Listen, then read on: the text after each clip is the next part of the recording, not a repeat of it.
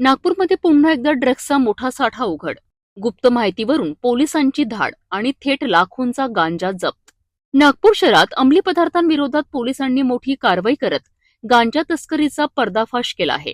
2 मे रोजी रात्री मिळालेल्या गुप्त माहितीनुसार पोलिसांनी तत्काळ सापळा रचत ताजबाग परिसरातील प्लॉट क्रमांक 132 येथे छापा टाकला. या कारवाई दरम्यान 3 संशयित आरोपींना ताब्यात घेण्यात आलं. तपासादरम्यान आरोपींकडनं तब्बल 4 किलो 520 ग्रॅम गांजा जप्त करण्यात आला असून त्याची किंमत अंदाजे 70,000 रुपये असल्याचं सांगितलं जात आहे.